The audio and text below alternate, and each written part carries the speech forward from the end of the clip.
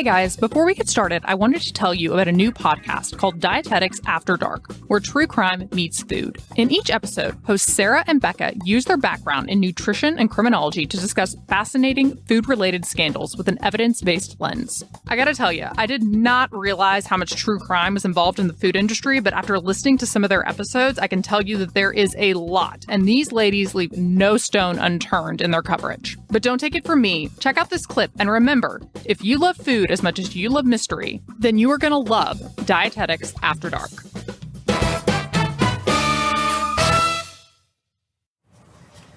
Have you ever wondered what the real story is behind those scandalous food headlines? Every day, we are bombarded with marketing messages and claims about what we should eat and who we should trust.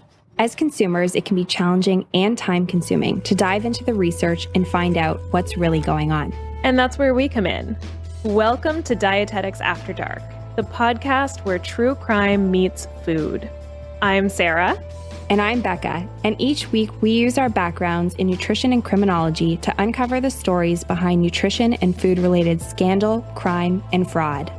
We cover everything from organic food fraud and the European horse meat scandal to the McDonald's hot coffee lawsuit and Mexican avocado cartels. If there's scandal and it has anything to do with the food industry, you can bet it's on our radar. Diving into each story, we uncover the science behind nutrition myths, we debunk misinformation within the food industry, and we offer an evidence-based take on what actually happened. Should you really be scared of those ingredients? What do our food labels actually mean? And so much more. So if you love food as much as you love a good mystery, you've come to the right place. Grab a snack, get cozy, and get ready to dive into the weird and wonderful world of Dietetics After Dark.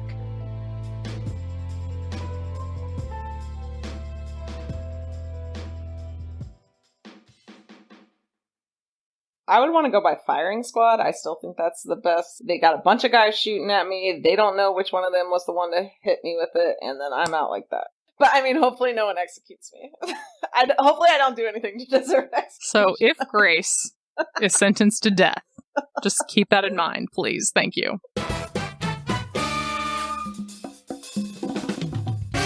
Hi, everyone. I'm Bolton. And I'm Grace. And welcome to Crime Scenes, a true crime movie podcast.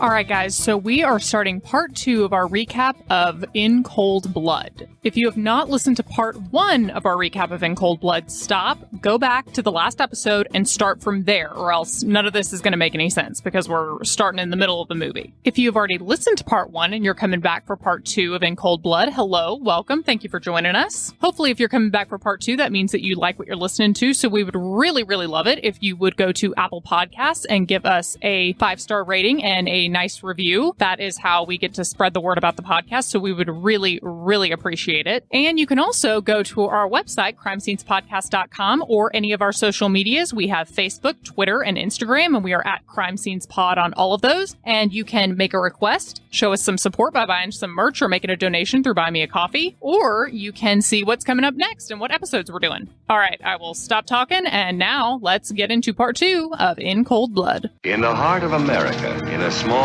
rural community, occurred a crime which shocked the entire nation. A book about this crime by Truman Capote became a worldwide bestseller. Now a motion picture brings this book to the screen. In Cold Blood.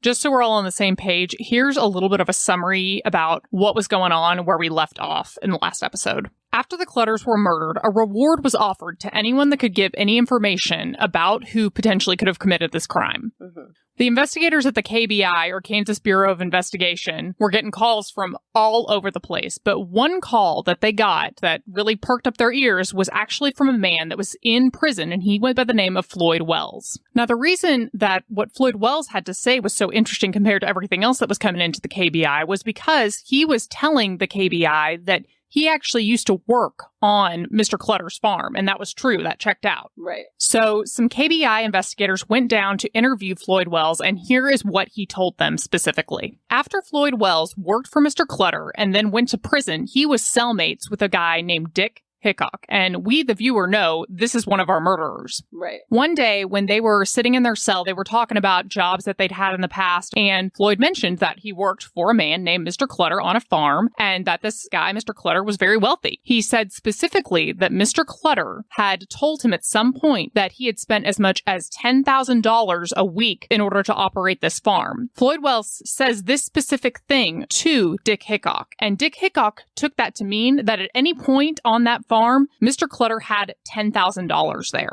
Floyd Wells then told the investigators that after he told Dick this specific information about Mr. Clutter spending $10,000 a week, Dick started asking a lot of detailed questions like where exactly the farm was, how long it took to get there, if there was a safe in the house where this cash would be kept, and where in the house it would be kept. And Floyd Wells gave him as much information as he knew. Now, one thing we also learned last time in the movie is that this whole idea that Mr. Clutter had a cash box full of cash on his farm in his house somewhere, that was a pretty widespread myth about Kansas farmers. It wasn't true, and Floyd Wells' assumption that it was true was also inaccurate. But Dick believed it, and he told Floyd Wells while they were in jail that when he got out, he was going to go find this farm, the Clutter farm. He was going to rob it. He was going to bring his friend Perry Smith with him, and he said him by name, and he said that they were going to leave no witnesses. If there were any witnesses, they were going to kill them. After Floyd Wells tells the KBI investigators this information, the KBI investigators finally have two potential leads to this crime. And when they look up Dick and Perry, they see that they also have a bunch of parole violations, which included not keeping a job, not reporting to parole, and even leaving the state. Additionally, there was also pretty good evidence that both of them were involved in buying a bunch of stuff with bad checks and then selling it off or pawning it off to make money. And we saw in the last episode that that is exactly what Dick and Perry were doing. They were trying to make some cash before they went down to Mexico. Then ultimately, they did, in fact, go down to Mexico. Once the KBI learns this information about Dick and Perry, both from Floyd Wells and in terms of their parole status, they decide that they are going to issue warrants for both of them for parole violations and for the issuance of bad checks. They do not issue any type of warrant for either one of them for murder. And the movie makes it seem like the reason they're not going to put one out for murder is because they're afraid that if Dick and Perry find out about a murder warrant, they're going to try to flee the country. That was not the case. The reason that they did not put a murder warrant out was because at that point, they still really didn't have enough. Really, all they have tying these guys to this murder at this point is this story from Floyd Wells. So they're going to need to be able to tie them some other way. But at least by putting these other warrants out, it would get them in custody and would make it where they could sit down and talk to them. Right. Another thing about this second part of the movie is that now that the investigators have the names of Dick and Perry as their main suspects, we're going to see them trying to find Dick and Perry. Obviously, they put these warrants out, but more importantly, they're going to be going around during the course of their investigation and learning more about them. And the movie is going to give us a lot of information, but it's not going to give it to us in the way that it is presented in the book. In other words, it's going to be presented in a different order, or it's going to be based on fictional conversations that happen between different people.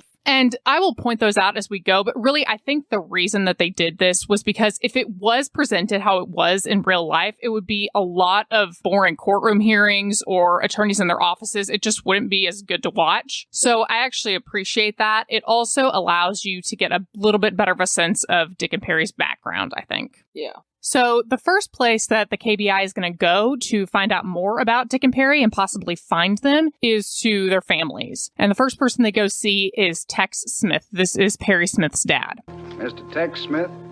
Cops, Kansas Bureau of Investigation. Now, this did not actually happen in real life. What actually happened was Harold Nye and Al Dewey, the two investigators from the KBI, searched as far as Nevada for Tex Smith, and they never did find him, but they did get some information from a post office in Nevada. The post office workers confirmed that they did know a guy named Tex Smith. He was also known as the Lone Wolf, that he frequently would move around and he would change his forwarding address from that post office. And they also said that his most recent forwarding address was to Circle City, Alaska, and they had not seen him since last August, so about 4 months. Now, in the movie, the KBI investigators find Tex Smith in a junkyard where he's staying in his trailer. They go in and talk to him, and Tex Smith had not seen Perry in years and didn't even realize it.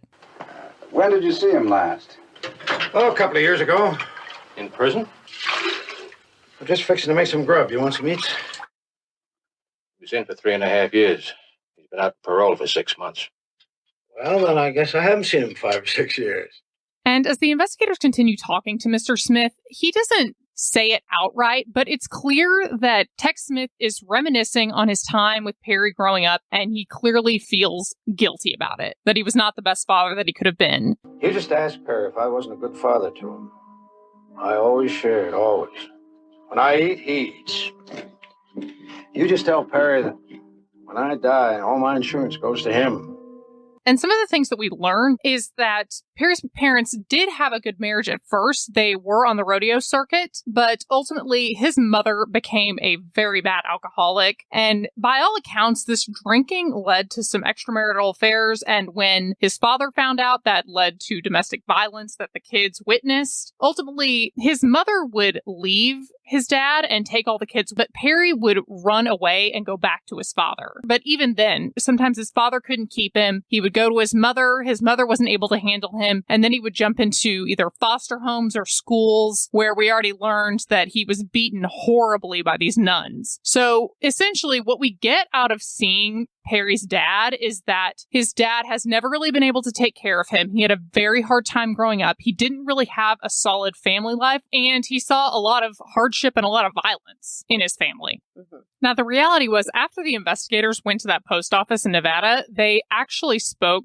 to Perry Smith's sister, and she was able to give them a lot of information about their background and Perry's background specifically growing up. And instead of the movie just showing the investigators talking to the sister, giving them all this information, they have the investigators talking to the father. And I think the reason that they do this is from this point on in the movie, Perry's father is going to be a symbol or a metaphor or whatever for why Perry has done what he's done and why he's become what he's become. But the sister will come back into play in a very important way. Yeah. So after the investigators realize that they're probably not going to find any evidence through Tex Smith, they leave, and we go to the next scene, and it is Dick and Perry, and they're in Mexico. Now, in the movie, Perry is loving Mexico. He is getting ready to go on this treasure hunt with the map that he had earlier in the movie.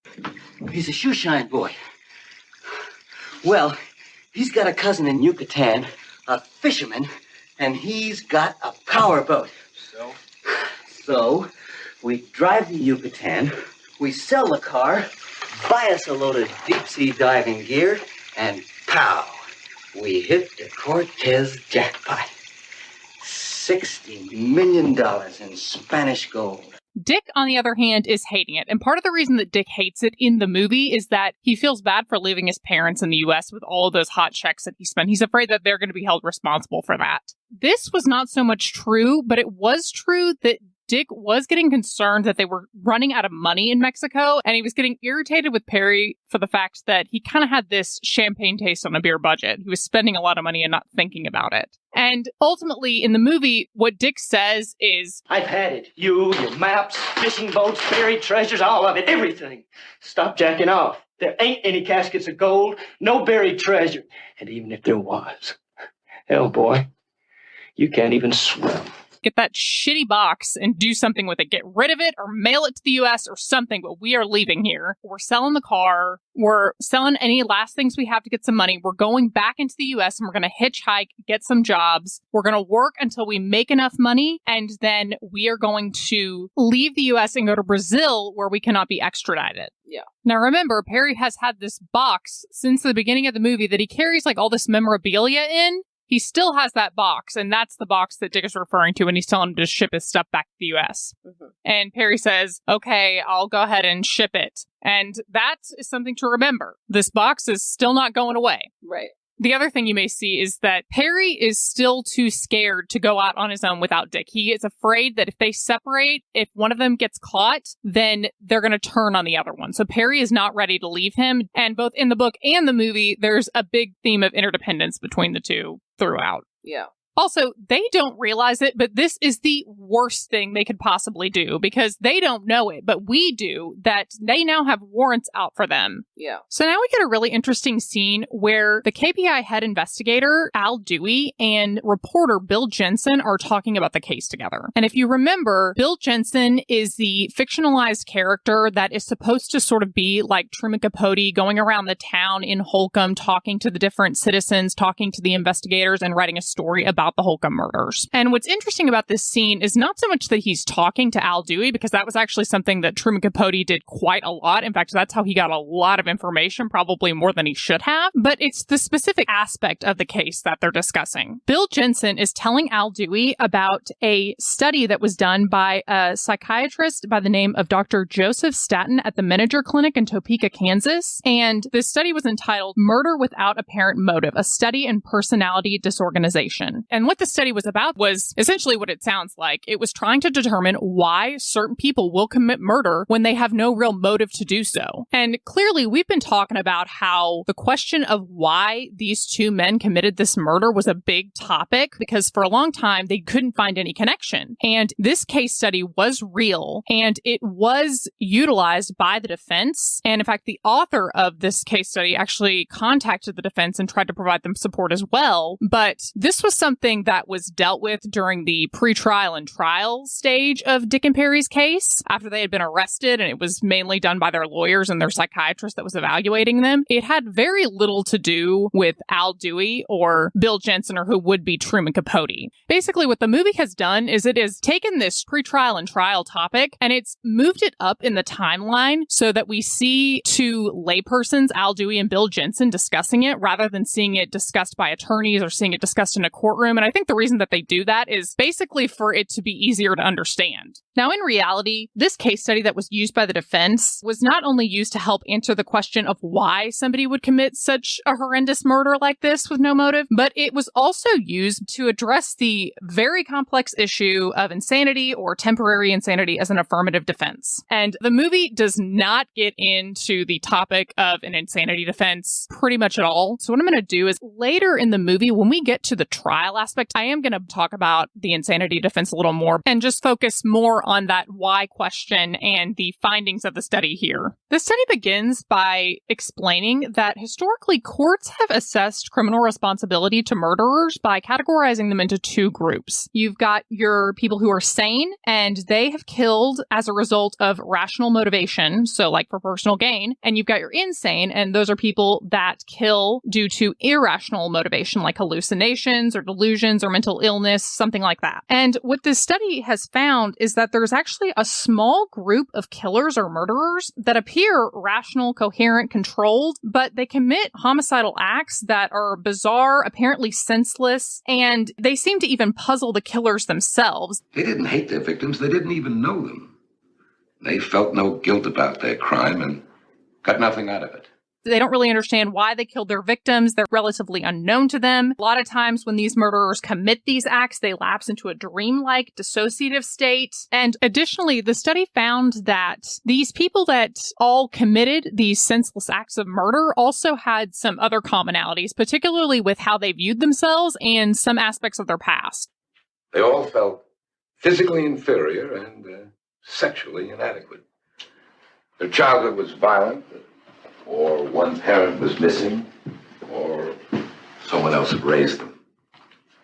They couldn't distinguish between fantasy and reality. Now, this isn't in the movie, but it is in the book, that the author of this study, Dr. Satan, he believed, based on the information that he gathered from the psychiatrist that examined Dick and Perry, that at least Perry represented this type of murderer, this person that commits senseless murder, and he would need more information to determine if Dick would qualify as this also. And it makes sense when you think about it, because Perry grew up in a very violent childhood. One of the common similarities is that adult women were threatening to him, and he was certainly threatened by the nuns and adult women that he grew up with. He had a poor image of himself, especially when it came to being physically inferior because of his legs in the car accident that he was in. Another common similarity is severe emotional deprivation early in life, and with his parents splitting up so early and him being placed back and forth between his mother and his father and some orphanages, that can certainly be considered. And finally, I would argue, and some people may not agree with me on this is just me seeing the movie a million times, that the moments in the movie where we see Perry kind of getting lost in his own thoughts, thinking back to how great his childhood was with his siblings and both of his parents, that's him kind of losing the distinction between fantasy and reality, and him forgetting that his childhood was not good. And we hear things like how he had to call on the yellow bird, and yes, that's symbolism in the movie, but was he really seeing something during those moments? I sort of think that that is an example of the movie kind of trying to either speak about or show us some of Perry's mental illness. Then there was one last thing that the author of the study, Dr. Satan, noticed about Dick and Perry specifically, and it doesn't have so much to do with what the study finds and the consistency with that, but more about their relationship. He believed that neither one of them would have committed this murder without the other, and that they both were dependent upon each other in order to do it. And that just goes back to showing the codependency between the two of them throughout this entire experience. Then finally, the scene ends going back to Bill Jensen and Al Dewey talking to each other. And Al Dewey sort of makes a jab at the media, since Jensen is a journalist, by saying, "Someday somebody will explain to me the motive of a newspaper. First, you scream, 'Find the bastards.' Till we find them, you want to get us fired. When we find them, you accuse us of brutality. Before we can go into court, you give them a trial by newspaper. When we finally get a conviction, you want to save them by proving they were crazy in the first place." And I don't think the movie was trying to make a jab specifically at the media, but I think they were just making the point to show how complicated the justice system is. Even when we finally found our reason why these people were brutally killed, it turns out that these monsters that did this were created as a result of their own trauma and violence that they never should have been subjected to. Right. So now, after we have this, we get Dick and Perry's final night in Mexico, and it is the worst. Yes. They have no money, but what is Dick doing? Dick hires a sex worker, and he comes back with said sex worker as Perry is just trying to pack his stuff.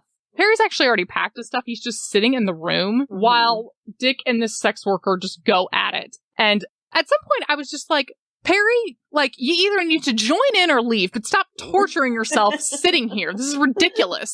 Yeah. Instead, he decides to sit there and just, like, relive some childhood trauma. Yeah. And then we get his sad flashback, right?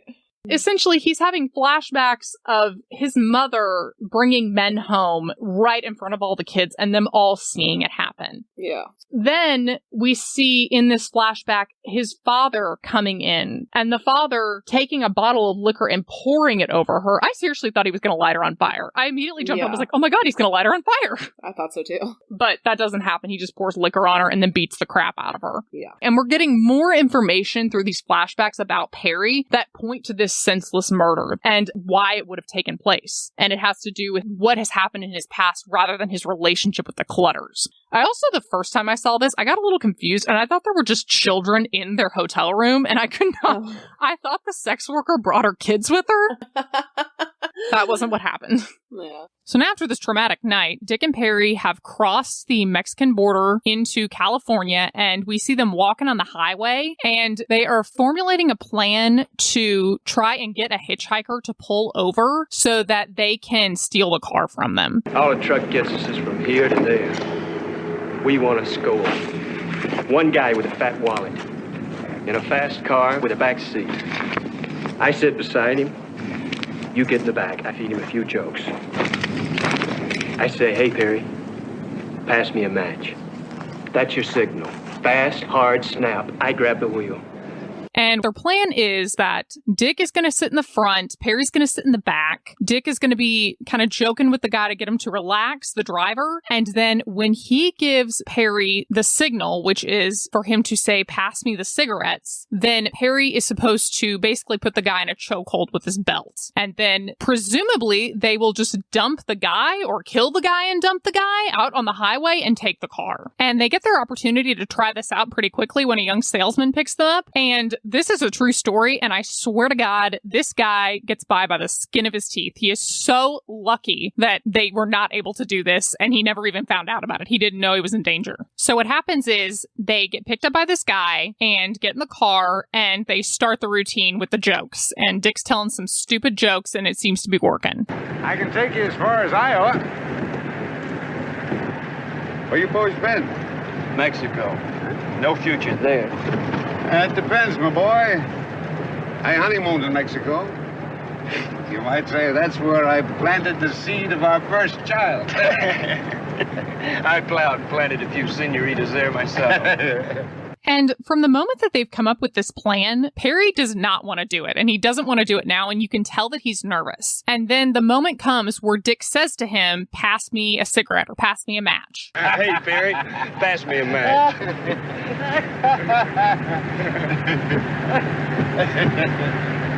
And as they are laughing, you can see that Perry is slowly lifting his arms, and he's almost got them over that front seat, about to put this belt around this guy's neck, when out of nowhere... Sorry. Never turned down a soldier. This might get the boy home for Christmas. Lucky break. Practically a goddamn miracle. This driver sees a soldier hitchhiking on the side of the road, and he slams on the brakes to pick him up, saying that he always picks up soldiers, and him doing this literally saved him from getting robbed, possibly killed. Yeah. Then, after we see Dick and Perry's failed first attempt to rob someone and steal their car, we go back to KBI investigator Nye, and he is at Dick Hickock's parents' house, which is also where Dick Hickock lived before he ran away with Perry. And this scene will just break your heart for so many reasons. Now, what makes him do it? Hit out against people. Outstanding athlete in basketball, baseball, football. Always made the first team. He always played to win. Played hard, but clean. When he left without a word or a note, he was in trouble again. Now, Mr. Nye, I thought about breaking parole. Will he have to go back to prison? Dick was not like Perry in that he came from a broken, violent home. His parents were very good people and they were respected in their community. And Dick was not necessarily a bad kid, but he got in a car wreck where he hit his head, had a bad head injury, and it actually changed his personality quite a bit. That's when he got into stealing and other criminal activities. And pretty much ever since Dick has been in trouble, his parents have been bailing him out. And right now, KBI investigator Nye has not told them that he has a warrant for murder or that he is a suspect in murder, because they actually don't have a warrant. If you remember, they don't have enough for a warrant for that right now, but they do have warrants for probation violations and writing all those hot checks. And they are being so cooperative with this investigator. They're letting him look all over their house. And one of the things they see is a shotgun, and it matches the type of shotgun that was used to kill the Clutters. You do much hunting, Mr. Hickock? Oh, that's his gun, Dick's. And it's so general, and they don't have a search warrant, so they can't take it with them. But at least they see that it is there. And Dick's dad does point out that it does belong to Dick. And then finally he leaves, and we still see the tragedy in Dick Hickock's parents, and that they are hoping that he'll bring him home safe. I hope you find him, Mr. Nye, for his own sake, before it's too late. They will love that piece of shit no matter what, and they do. Yeah. Then we go back to Dick and Perry, and the movie at this point is following the book pretty well, and so based on that, they are in Iowa, and it's raining really hard, and they've just gone into a shed where there's a car. And they've been hitchhiking and getting odd jobs all over the country, and the problem with that is they're not able to make any money that's sustainable for them to eventually get out of the country. And so now that they found this car, Dick is basically saying that he wants to steal it and that he wants to go to Kansas City where it's kind of his territory and he can write a bunch of hot checks, pawn some stuff off, make some serious money, and then they'll be able to move on from there. Perry is like, you idiot, absolutely not. Kansas City, here we come. You're crazy. I gotta get us the money. How far do you think we could get in a hot car with hot checks? And Dick is not letting off. He even says that he'll go by himself if Perry doesn't want to go, and that freaks Perry out. He does not want them to be separated. And Perry tries to lay down the law by saying they are going to get their stuff in Las Vegas that they shipped from Mexico, and they are getting out of the country as soon as possible. And Dick is still saying no, at which point Perry brings up the idea that he could just kill him. I won't go. You go. What if I don't? Well then, honey baby, I guess I'll just have to kill you. Yeah. But right now, we pass a lot of fast, hot checks. And this is going to sound terrible, but I was like, yes, Perry, kill Dick. Like, Just do it. You're already in deep water. He is going to do nothing but fuck you over, but he does not do that. Somehow he is strong enough to kill a family of 4, but he is not strong enough to kill Dick. Right. And what's worse for Perry is Dick does not believe this for 1 second. And it really makes me wonder when, if ever, Dick figured out that Perry had never killed anybody before, because the only reason Dick brought him along to the Clutters was because he had heard that he had killed someone. And we as the viewer already know that that's not true. He had never killed anybody. So Perry is now having to go along with whatever Dick says. And Dick says they're going to Kansas City and they're going to write some checks. That being said, what Dick doesn't seem to understand is that by writing bad checks all over Kansas City, he is sort of creating a pattern of where he is. And people are going to start reporting that. Al, our friends are here. How do you know? They stole a car in Iowa and bought 2 tires with a bad check. Where? Right here. Salesman got worried. He wrote down the license. And despite the fact that Dick and Perry attempt to change the license plates to Kansas license plates so the car doesn't look out of place since it was from Iowa, they are now being tracked by the KBI. And they were in Kansas City for a while. One person that reported them was able to give the police a license plate number. Dick even left Perry at a laundromat for several hours, and it freaked Perry the hell out before he came and picked him up and got him. But somehow, some way, they managed to slip in and out of Kansas City without being caught by the police. Yes. Yes.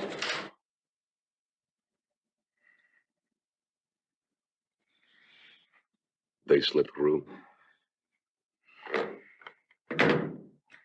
And this is kind of where they drive all over the U.S. They specifically stop in Miami over Christmas, and then they go a few other places, making money where they can make it. And then we get to my favorite little subplot in the entire movie. This is basically the one time in this incredibly sad movie where everyone is happy and having a good time, and we're promoting recycling. It is the best. So they're driving along one day, and Perry makes Dick stop and pick up a young boy and his grandpa. We sure appreciate this, mister.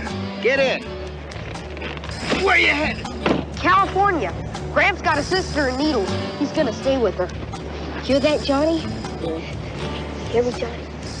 They actually picked them up in Galveston, Texas, because they had just been doing a job over there. And this grandpa and kid were trying to get to Sweetwater, Texas. In the movie, they tell them that they're trying to go to California. Either way, they start driving west. And as they start going, Dick is mad at first, but what he notices is the kid will tell them to stop every once in a while, and he starts picking up soda bottles. And he's like, we've been eating, basically, because of these, because you can sell the bottles back and make a bunch of money. They're worth 3 cents a bottle. So? Look, mister, if you was to drive real slow, we could pick us up some real change. That's what Johnny and me been eating off of. Refund money. So they all start doing it. And it took them an hour to go 5 miles because they kept stopping and picking up bottles. And they end up stopping at a motel. Now, in the movie, they have made it all the way to Las Vegas, Nevada. In actual reality, they stopped in Fort Worth, and this kid was the savviest little kid I've ever seen. He makes a deal with the people at the motel that he'll give them all these bottles if they'll give him cash, and they end up making about $12. And they split it evenly. Hey, mister! $12.60. 50-50 okay? Kid, you're a positive genius. Happy New Year! Likewise. Take it, old timer.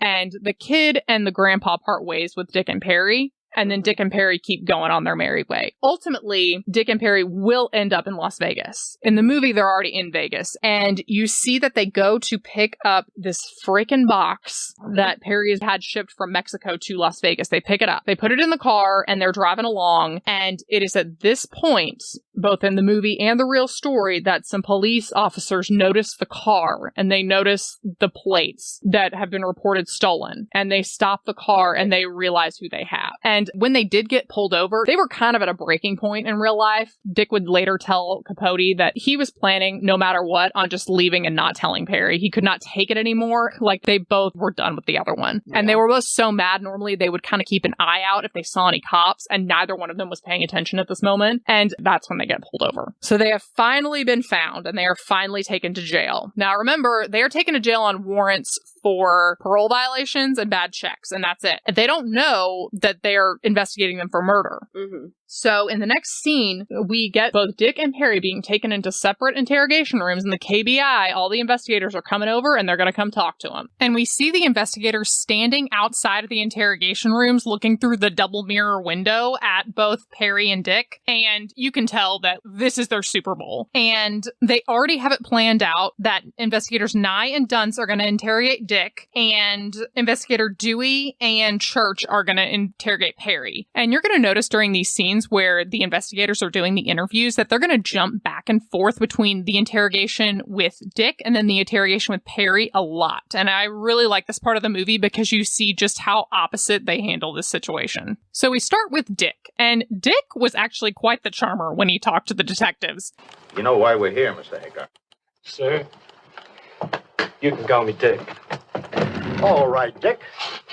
We understand you've signed the extradition papers. Yeah, well, what the hell? There's no denying. We broke parole and hung 1.5 miles of paper. Oh, yeah. The car. It's stolen. That's it, all of it. Okay if I smoke? Sure. You know, in a way, I'm glad it's over. He had no problem talking to him. He had no problem signing an extradition form to take him back to Kansas. He truly thought that he was just getting arrested for these theft warrants, for the checks, and for his parole violations. Meanwhile, Perry is giving as little information as possible, and their body language is so different. Dick is all over the place with his hands up around his head. He's talking to him. He's smoking. Perry is looking straight at the table, slunched over. He'll tell them what he has to, but he's not going to do anything more. Your parole has a special provision never to return to Kansas. I cried my eyes out. Must have been something important to bring you back. I had to see my sister in Fort Scott. Get some money she was holding for me. Did you get it? She moved away. Where? I don't know. And it's during these interrogations that we learn for the first time about a loosely put together alibi that Dick and Perry had made. And it was mainly for Dick's parents when they were gone the night that they murdered the Clutters. So this alibi that Dick and Perry had kind of put together was that Perry was coming down to Kansas to see Dick, and then they both were going to drive together to his sister's house, Perry's sister's house in Fort Scott, where she was holding on to some money for him. And they tell the police that the reason they were trying to get the money is they were thinking about possibly going to Mexico. So the day that Dick picked Perry up from the bus station, remember at the very beginning of the movie, they drove all night to Holcomb. They committed the murders of the Clutters. And then they were back by the morning. And Dick's parents thought that they were driving over to get money from Perry's sister. Again, and they say it 1,000,001 times that she lived in Fort Scott. Now, obviously, they don't have any money to show for this road trip over to see Perry's sister. So what they are now telling police is that when they got to Fort Scott, they realized that Perry's sister no longer lived there. How far is it from Kansas City to Fort Scott? I don't know. How long did it take you to drive there? 1 hour? 2? 3? 4? I can't remember. And you'll notice as the interviews continue that the investigators are really harping on the fact that Dick and Perry went to Fort Scott, Kansas, that they went on November 14th and 15th. They're asking them how long it took them to get there. They're asking them what they did once they got there, and then they're asking them what they did when they got back. But they really, really are emphasizing that they went to Fort Scott and they were going to see Perry's sister. Remember what day it was? Saturday. Yeah, I remember now. We got to Fort Scott about 4 p.m. We went right to the post office. Why? Why? To find out where Perry's sister lived. Oh. The guy at the post office said she moved. Left no address and left no money either. Must have been quite a blow. It was a haymaker. Okay? Sure. What'd you do then? Go back to KC. Went prowling. Then, once the investigators are satisfied with their conversations with both Dick and Perry about Fort Scott, they start asking them what they did after they went there. And this is where the similarities in Dick and Perry's stories start to fall apart. Yeah. They both do say that they met up with sex workers and they went to a motel with them, but Perry cannot, for the life of him, remember what the name of the hotel was, where it was, or the name of any of these women. You spent the night with these women and you didn't ask their names? They were just prostitutes. Where'd you take them? I don't remember junk like that. You have to ask Dick. Ultimately, they asked Dick, you know why we have you here. I guess you know why we're really here. You know we wouldn't have come this far just to arrest a couple of two-bit check chiselers. Would we, Dick? What? I wasn't listening. Are you listening now? Did you ever hear the Clutter murder case? Well, no. And nobody pinned any murder on me. No, sir. The question was, did you hear about it? Read something about it, maybe. Yeah. And once they see Dick freak out like that at the mention of the Clutter's name, they know that it's only going to be a matter of time before he breaks, so they start going in on him. You made 3 mistakes. Number 1, you left a witness, a living witness, who'll testify in court. There ain't any living witness. Can't be. Nobody can pin any murder on me. And before Dick has a chance to process this possibility that there's somehow a witness to this crime, the investigators let him know that they know his alibi is shit. Saturday, November 14th, you drove to Fort Scott. Yes. You went to the post office. Yes. Get the address of Perry's sister. That's right.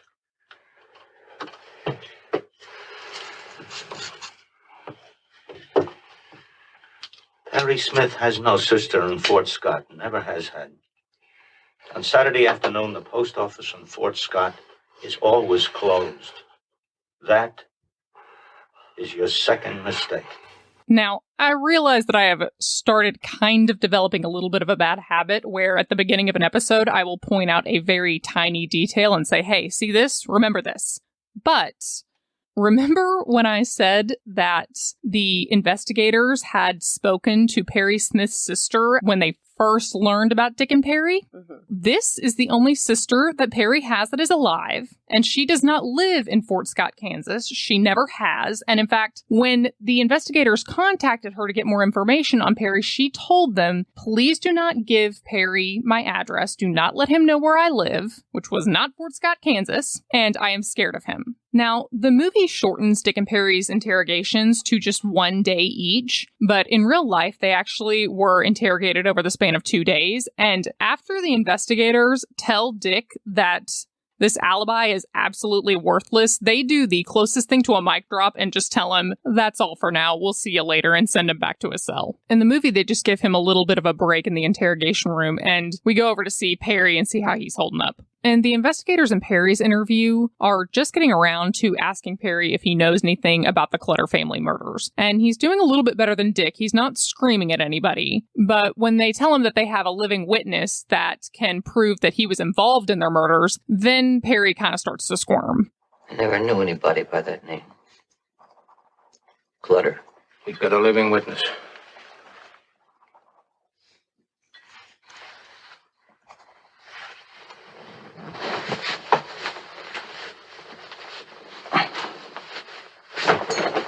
Well, Perry? Do you have any aspirin? They took my aspirin away.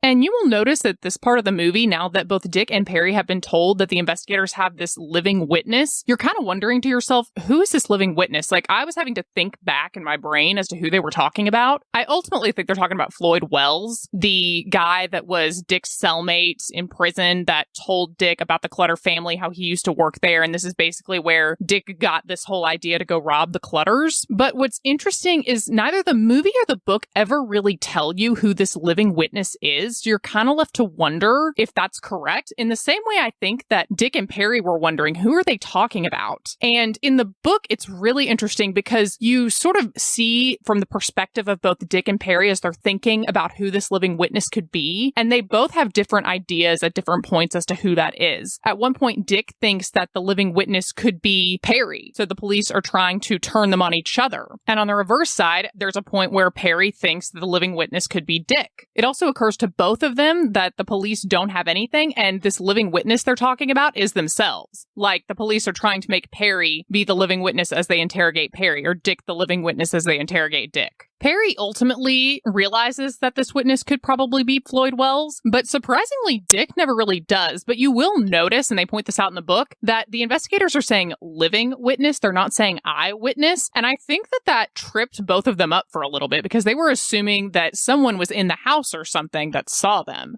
But At the end of the day, I do think that they're talking about Floyd Wells as this living witness. And now back to Perry's interview. After they see him squirm when they mention the fact that they have this witness, the investigators decide to bring out the big guns on Perry, and they tell him, By the way, you know what tomorrow is? Nancy Clutter's birthday. She would have been 17. And in real life, those were actually the parting words that the investigators had with Perry Smith before they sent him back to his cell. Again, in the movie, it's just a one-day interview, so they just leave him sitting in his interrogation room sweating it out. And really, at that point, Perry was pretty much done talking for a while. Dick, meanwhile, is absolutely losing it, and these investigators know it. You guys have got to be stalling. If you had any real proof is an eyewitness. Fingerprints.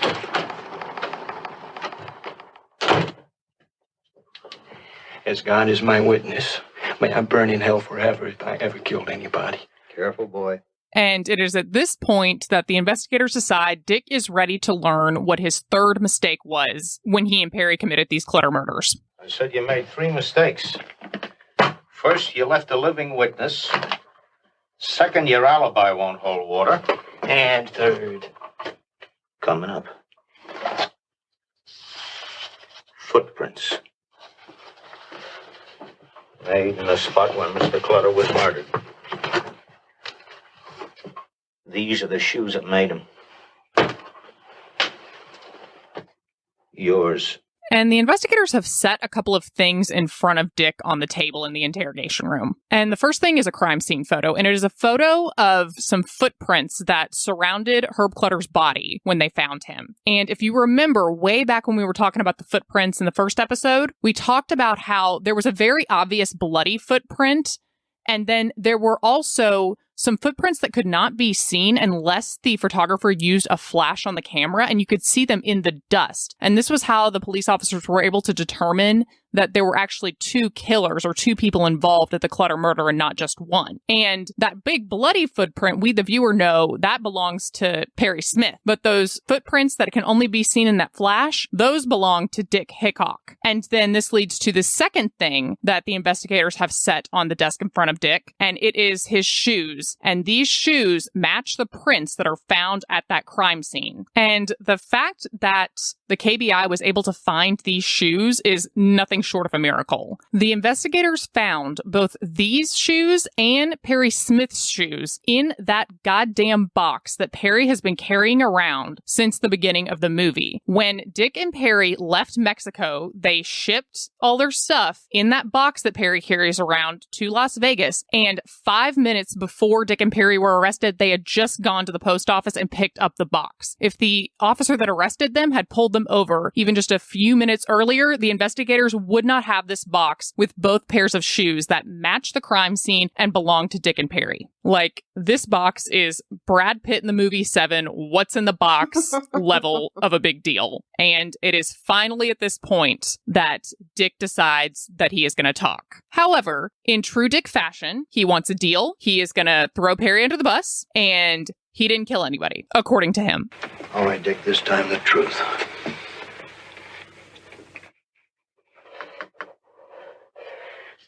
I don't want to be charged with murder 1 because I never pulled the trigger. I don't even know what the goddamn hell was happening. It was Barry. He did it. I couldn't stop him. Kill them all. And I just love that it's like the immediate, I'm going to negotiate what you're going to charge me with as I admit to what is happening. Yeah. So Dick ends up writing up a full statement where he says that although he was in the Clutter house the night that the family was murdered, it was Perry that pulled the trigger on all 4 individuals. I get the sense that the police don't really believe that, but the problem is Perry has gone completely stonewall. He is not talking at all. And so they try to tell him that Dick has made a statement, and the statement says that you killed everybody. And it's almost like Perry doesn't believe them, and he still won't talk. He says, let me see his statement, and then maybe I'll make a statement or say something. And Al Dewey does not want to give Perry Dick's statement because he doesn't want them collaborating on a confession. So they're kind of at a standstill. So what they decide to do is they're actually still in Las Vegas right now at the Las Vegas City Jail. So they decide that they're going to drive both Dick and Perry back to Kansas. And we see them putting Dick and Perry in two separate cars. And Dick is going to drive with two investigators, and Perry is going to drive with two investigators. And the investigators that Perry is put with are Al Dewey and investigator Dunce. And for the first few hours of the drive, Dewey and Dunce are kind of trying the same tactic with Perry. They're trying to tell him that Dick made this statement, he's blaming you for everything. But again, it's like Perry doesn't believe them, and he thinks that they're just trying to coax a statement out of him. Hickock swears that he tried to stop you. He was scared that you'd shoot him, too. He said you did it.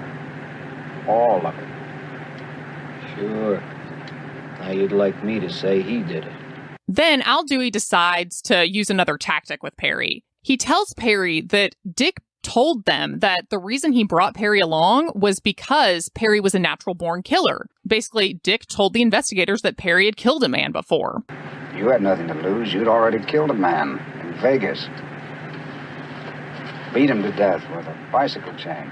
And you might remember throughout the movie, there have been references to the fact that Perry had killed someone. He had killed a man in Las Vegas several years ago. And this was not true. And the investigators knew this was not true. They had looked at Perry's records. They had looked up all the records in Las Vegas. Perry had never killed a man. But I think the point of him doing this was to show Perry that Dick really was throwing Perry under the bus. He would do anything to walk, and it includes betraying Perry. And this makes Perry mad. And even in the book, they describe that Perry looked out the back windshield and saw Dick in the other car, and that he was talking to the investigators. And it was at that point that Perry decided that he was going to make his own confession and tell the investigators what happened. And he's going to do it while they're in the car driving to Kansas. I never killed anybody. Not before that night. And as Perry begins his statement in the car, the viewer is taken to a flashback, and it shows Dick and Perry pulling up to the Clutter home on the night of the murders. And we're going to see all of the Clutter murders through this flashback. And it is really, really powerful. And it's almost hard to watch. Not necessarily because it's really graphically violent. You don't see a lot of the violence that happens, but it's more about like what you don't see. And it's really about the characters. Every member of the Clutter family is just this very polite, sweet person, and it's not clear up until the very moment that they're going to get murdered. And when they do, it's so shocking, almost surprising, even though you know what's going to happen. And so you're on pins and needles the entire time. And then once Perry begins, he actually says that when they pulled up to the Clutter house, he started wanting to back out. We got there around midnight. This is it. This is it. Let's pull out of here. Now, before it's too late. And this is probably because I've seen this movie too many times and really need to broaden my horizons. But I really see this scene where Perry is trying to tell Dick, let's leave. He doesn't want to do it. And the previous scene where Perry finally decides he's going to give his own confession after he learns that Dick has told these investigators he's a natural-born killer, he's killed someone. That's the only reason I used him for this. I see those as bookends to the Dick-Perry relationship. And what I mean by that is we've been hearing throughout this movie, and I've said it so many times on the episode, that even psychiatrists believed that neither Dick or Perry would have done this by themselves. And the moment where Perry decided to go into the Clutter house instead of leaving is the moment that that interdependency between Dick and Perry began. And it was also the moment that the murder of the Clutters was almost inevitable. And it is not until the scene where Perry decides to give his own confession after realizing that Dick has betrayed him that Perry is finally able to break off from this interdependency, which is at this point primarily one-sided, and realize this entire time that he's been telling Dick that they need to stick together in order to not get caught has only made things worse. And if he had never stuck with him, this never would have happened. But unfortunately, Perry decides to go in anyway, despite the feelings that he doesn't want to. And of course, the door is unlocked. They walk right in and go straight to Mr. Clutter's office. If we find a safety and know how to open it, I know somebody that knows. And once Dick and Perry got into that office, they actually looked around for quite a while. And then they also looked in the living room and the parlor. And when they still couldn't find this safe, that's when they decided to go wake Mr. Clutter up. Honey, is that you, honey? Who is it? Come with us. No. What? Come with us. Now, sir, where do you keep that safe? What safe? I don't have any safe. Don't lie to me, you son of a bitch. I know you got a safe. Right here, in this office. And the second they wake Mr. Clutter up, my heart begins to break. He thinks that it's his sickly wife coming into his bedroom, and you hear him call out for her, asking what's wrong. And of course, it's Dick and Perry, and they ask where his safe is. And Dick was a little more scary in real life than in the movie, I think. He started off very charming, almost like a salesman. And when Mr. Clutter said that he didn't have a safe, he didn't know what he was talking about, he suddenly turned and became this terrifying robber that we see in the movie. Perry said in his confession, and it's also in the book, that he believed Mr. Clutter immediately when he said he didn't have a safe. But even despite that, he still helped Dick continue looking. Mr. Clutter even started helping them look for money because he was so polite. $31,000. A rich man like you. You gotta have more money than this. Not in cash. I can write you a check. And then all of a sudden, Perry heard something upstairs. Somebody awake upstairs. My family. The only people upstairs are my wife, my son, and daughter. And investigators at the time believed that it was Nancy Clutter. They think that she might have heard Dick and Perry come into the house and she was trying to hide her watch because they found her watch in a shoe or something. And once they hear this, Mr. Clutter tells them that he has his family upstairs. He has a daughter, a son, and a wife. And Dick is asking, would they have money? And Mr. Clutter is trying to get them to not wake them up, especially his wife, because she's ill and he doesn't want to scare her. But Dick, I almost think, is in denial at this point, and he says they're going upstairs and they're going to wake him up. So the first person that they wake up is Mrs. Clutter, Bonnie Clutter, Mr. Clutter's wife. It's all right, sweetheart. Don't be afraid. These men, they just want some money. Money? They believe we have money hidden in the safe. I told them we didn't. Didn't I tell you to shut up? He's telling the guys the truth. There isn't any safe. I know goddamn well you got a safe, and you better tell him to find it fast. This part of the movie does a good job of just showing their fear and their confusion. And every time I watch this scene, I just can't help but thinking, I cannot imagine a stranger waking you up in your house in the middle of the night, and they are going on and on about something that makes no sense, and you have no idea what they're talking about. Like, that is what is happening to her. And at this point, Perry is realizing that this whole venture is just a disaster. So he pulls Dick outside in the hall to talk to him. Lloyd Wells lied to you. There isn't any safe.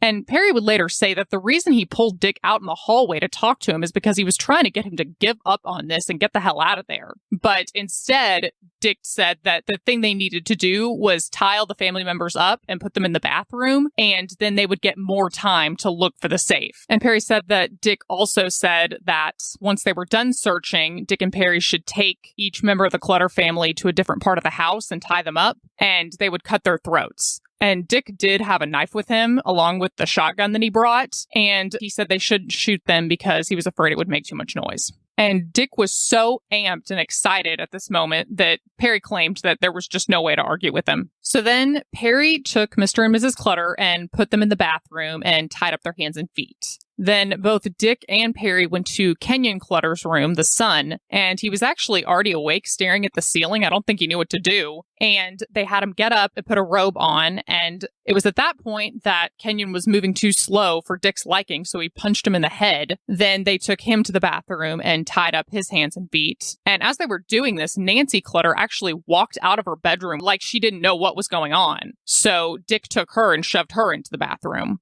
Then Dick stood by the bathroom door while Perry searched all throughout the house for any money that he could find. Obviously, there was no safe, and Perry knew that, but he was just looking for cash or anything. Like we said in the last episode, Herb Clutter always used a check when buying anything. So after Perry found $43 and a clock radio, they decided that they had searched everywhere they possibly could. So at this point, Dick said they needed to take each member of the Clutter family to a different part of the house. First, Perry took Mr. Clutter and Kenyon and untied their feet and walked them down to the basement. And once he got them in the basement, he had Mr. Clutter on the floor, but he noticed that it looked uncomfortable. And that's when he actually got the mattress box and put it under Mr. Clutter so he would be more comfortable, which is interesting because if you remember, the investigators noticed that Mr. Clutter was on this mattress box, and it made them think possibly that the killer was someone who knew them or it was personal, but it was actually neither one of those things. Then Perry took Kenyon and he tied him up by a water heater, but he said that that also looked uncomfortable, so he changed where he was and put him on the couch. Then Perry goes back upstairs and he takes Nancy Clutter and puts her in her bedroom and ties her up, and takes Mrs. Clutter and ties her up in her bedroom. And it's heartbreaking. The entire time, Mrs. Clutter is asking her not to hurt her family, not to hurt her family. And you notice that they're all worried about other members of the family. They don't care about themselves. Nancy keeps telling her to take care of her mother. Kenyon's calling over to his dad and asking if he's okay. This really was the nicest family. And I swear to God, it's like you're sitting there watching the movie thinking you can maybe will the movie to end differently. Yeah. And you'll notice that while Perry is busy tying up the Clutters and moving them to different parts of the house, Dick is still kind of searching around the house for any money or this fucking safe that doesn't exist. And at one point he goes down into the basement and he starts having a conversation with Kenyon Clutter because he sees this chest that's sitting in the basement in the process of being varnished, and he's asking what it is. What's this? A casket? Home chest. It's a wedding present for my sister. Yeah? Not her. She's too young. They're never too young, kid.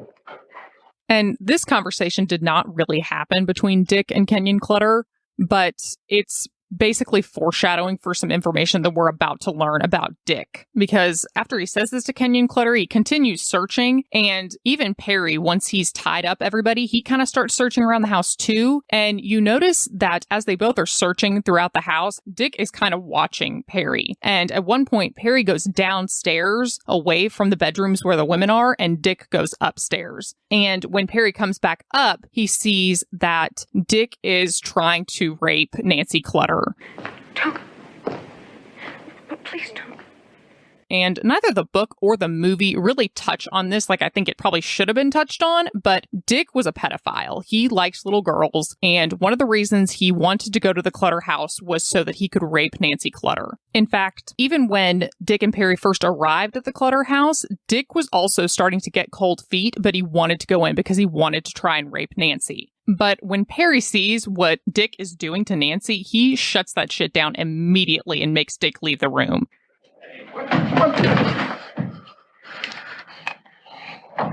What's eating at you? You find the safe? Later. First, I'm gonna bust that little girl. Nope. What do you care? You can bust her too. No. And Perry claims that this really did happen, and he really did stop Dick from touching Nancy, and he actually told Dick that he'd have to kill him before he raped her or touched her. So after Perry catches Dick in Nancy's room, Perry sends Dick to go search the rest of the house for any more money, and he stays in Nancy's room to make sure that Dick will not come in there. And you can tell that Perry is still fuming. We even hear him say, I despise people who can't control themselves. And Perry really did say this in his recount of everything that happened, that people who cannot control themselves sexually make him absolutely uncontrollably angry. And I'm not trying to say this to say that Perry is a good person or anything, but I think what's important about this scene is that this really, really angered Perry. And he already was angry and stressed out at the fact that Dick brought him to this house and there's no fucking safe in it. So we're seeing his stress level and his anger starting to build while they're in the house. Right. So while Perry is in Nancy's room trying to make sure that Dick does not come in there, he actually starts talking to Nancy a little bit, and he asks her about school. You go to school? University next year to study music and art. I play the guitar. Draw some, too. And he happens to see that she's got some stuff about horses on her desk. And so he asks her if she likes horses. You like horses? Yes. My mother was a champion rider in a rodeo. And my father...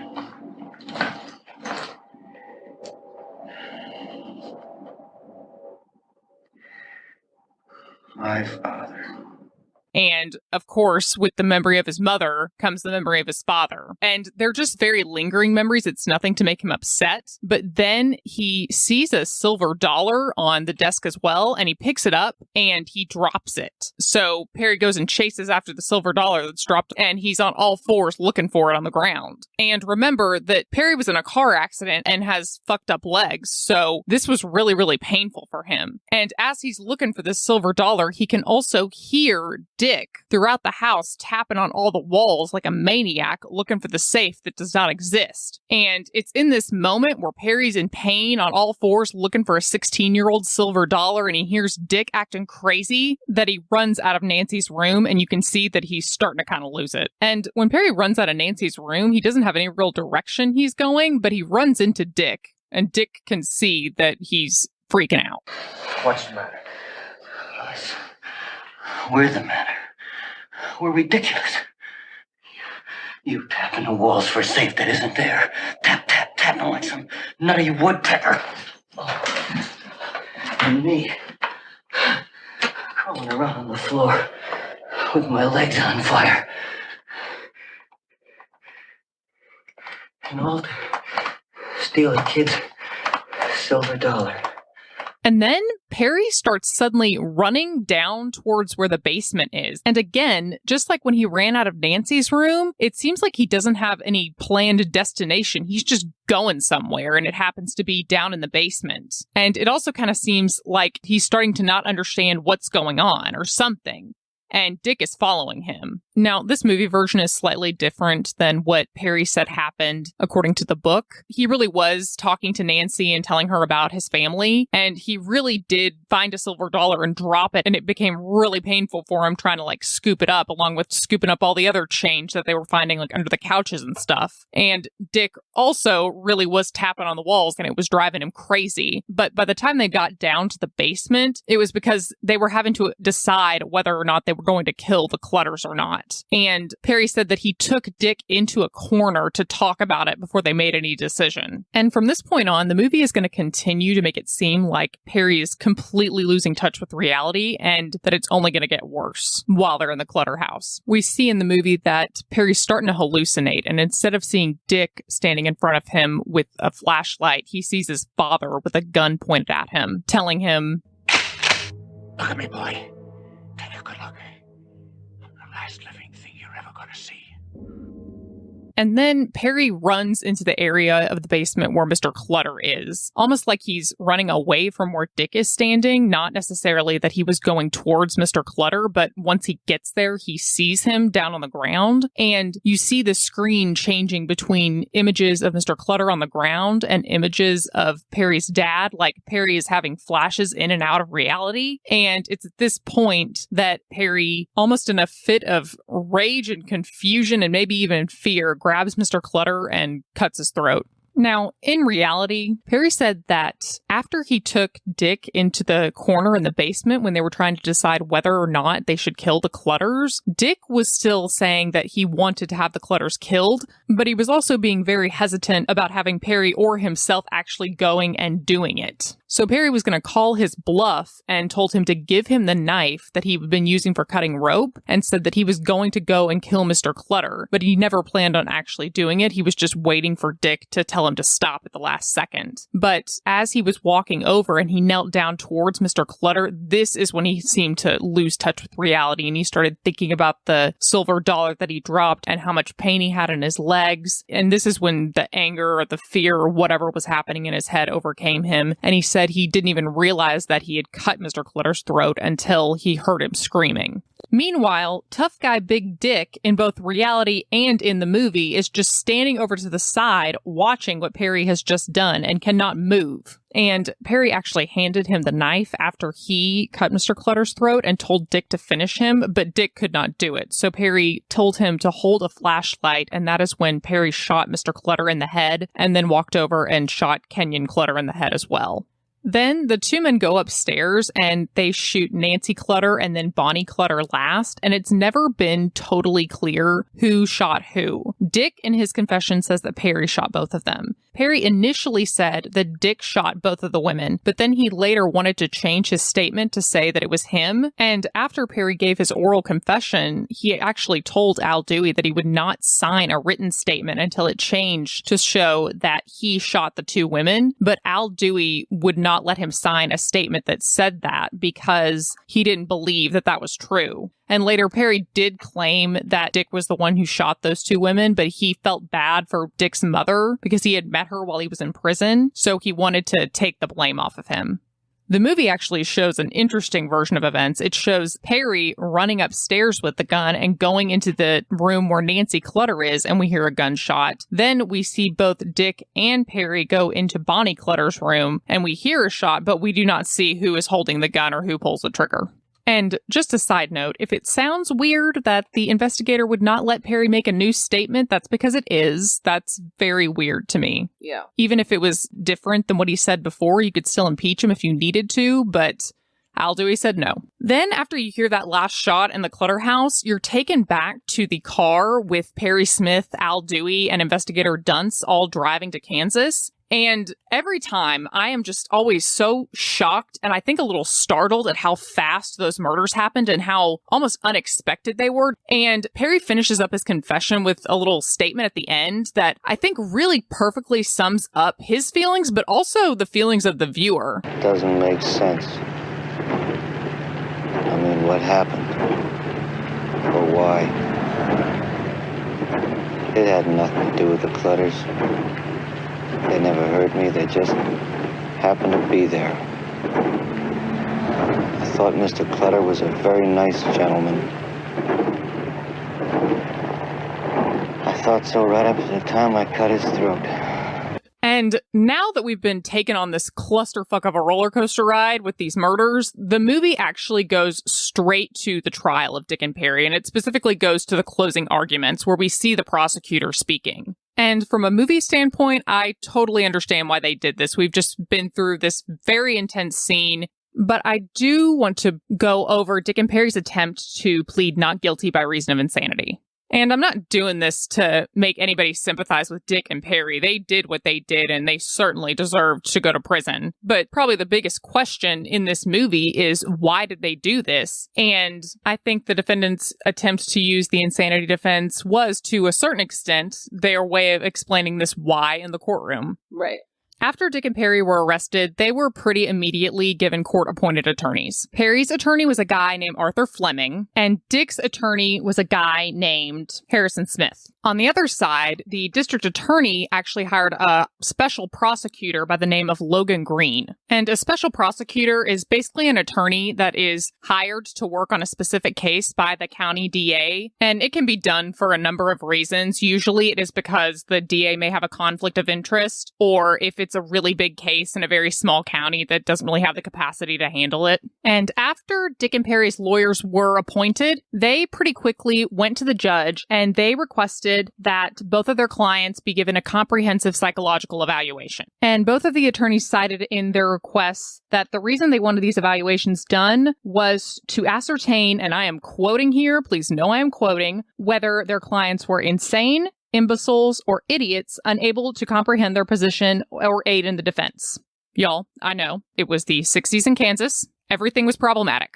But in slightly less offensive terms, these attorneys were requesting this evaluation because they were trying to see, number one, if their clients were competent to stand trial, and number two, to see if any evidence was found during this evaluation that supported that their clients were legally insane. And we've talked about the insanity defense before when we watched the movie Foxcatcher, but we didn't go into much detail. I think I just gave a very basic definition. So I'm going to go a little bit deeper here. First of all, it's important to note that there are a few different legal rules or ways to determine if a person is legally insane. The way courts determine which rule they're going to follow is by what state they're in. The state is going to adopt which legal rule they want to use. And in Kansas in 1960, they used the Mcnaughton Rule. And the definition for insanity under the Mcnaughton Rule is that at the time of the criminal act, mental illness rendered the defendant incapable of understanding the quality or nature of their actions. In other words, a mental illness has made it where you don't understand what you're doing. Or, at the time of the criminal act, a mental illness rendered the defendant incapable of knowing that what they were doing was wrong. In other words, you know what you're doing, but a mental illness has made it where you don't understand that what you're doing is wrong. And circling back to these defense attorneys that had this request for psychiatric evaluations for both of their clients, the attorneys were specifically requesting that both Dick and Perry be transferred down to a maximum security mental facility in Larned, Kansas, in another part of the state, so that both Dick and Perry could be evaluated by doctors that were specially trained to do these types of psychological evaluations, because there were no doctors in the county that had any special training in psychiatry. And Dick Hickock's attorney even went down to this mental facility and explained the situation to them, and they were more than willing to do it, and it wasn't going to cost the county any money. The only thing was that once Dick and Perry were transferred down there, it could take up to 4 to 8 weeks. And as soon as these attorneys were done requesting this, Logan Green, the special prosecutor, jumped up saying he did not want this to happen. And his argument to the court was that nowhere in the Kansas law did it say that the person doing the evaluation had to have any sort of special training. It just said it had to be a physician. He also said that by sending them down there, it was going to be a waste of time. What Green wasn't telling the judge is that he knew where this was going. He knew that not only were they trying to get an insanity defense, but they were also trying to see if they could succeed in an affirmative defense of temporary insanity. And he was one of those prosecutors that did not like psychiatrists. And at some point he complained, saying something along the lines of, these expert witnesses for the defense are always crying for the defendants and don't care about the victims, which drives me nuts. They're just doing their fucking job, just like you're doing your fucking job. And unfortunately for Dick and Perry, this judge was the type of lawyer that goes strictly by the text of the law. He's not one to experiment or interpret outside of it. So when Logan Green made the argument that the Kansas law doesn't say anything about it needing to be any sort of special psychiatrist, he immediately said that any physician in their county could do. And he didn't deny the motion completely, but he denied them being transferred to the state hospital, and instead he appointed 3 doctors in the county to evaluate them. And when these doctors evaluated them, they interviewed Dick and Perry for about an hour each. And at the end of these interviews, they all determined that neither Dick nor Perry suffered from any mental disorders. And according to the law, if Dick and Perry don't suffer from any mental disorder or some form of cognitive incapacity, then they don't suffer from anything that would make it where they would not know the difference between right and wrong. Needless to say, Dick and Perry's attorneys were pissed off by this. Dick's attorney was so mad that he went down to the state hospital and basically just asked, was there any psychiatrist that would be willing to come down to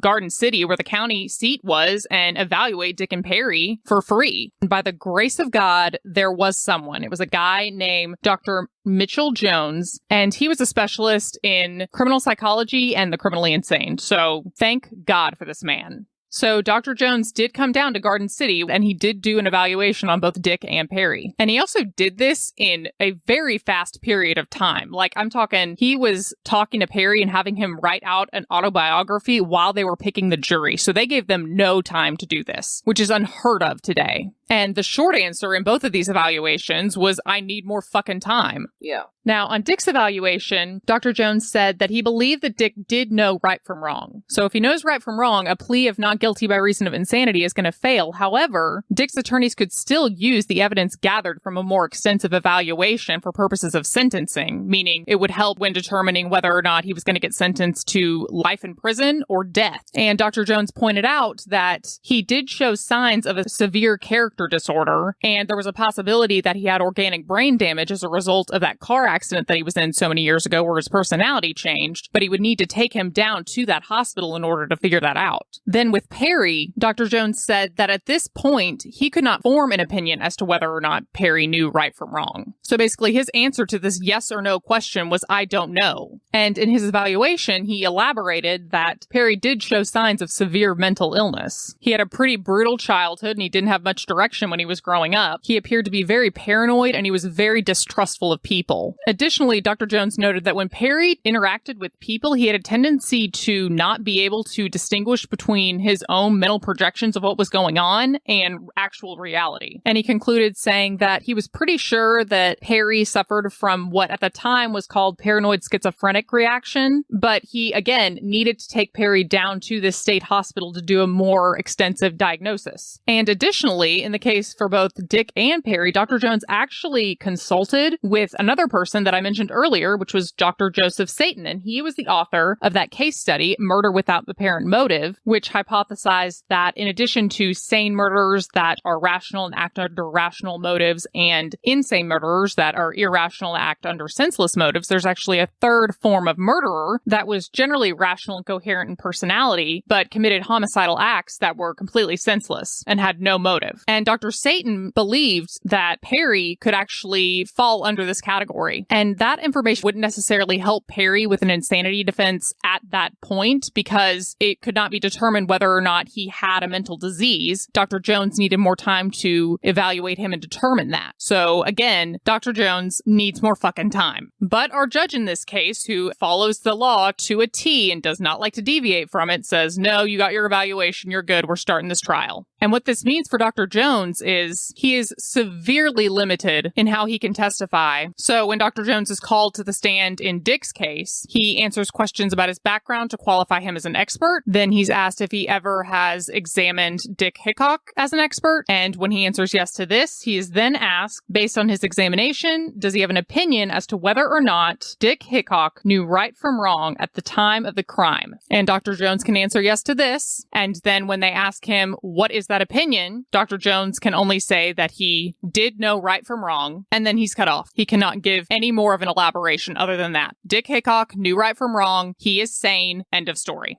Then when Dr. Jones is called to the stand for Perry Smith, he is able to answer those same qualifying questions. Then when he is asked if he was able to form an opinion on whether or not Perry knew right from wrong at the time of the crime, he has to answer no. And when the defense attorneys ask him to elaborate, the prosecutor jumps up, says, nope, can't do that. Letter of the law, we just get yes or no. And the judge agrees with the prosecutor, so he cannot even elaborate as to why he does not have an opinion. And when Dr. Jones was done with this testimony, everybody basically knew what the outcome of this trial was going to be, because it was really a matter of, are they going to get hung or are they not?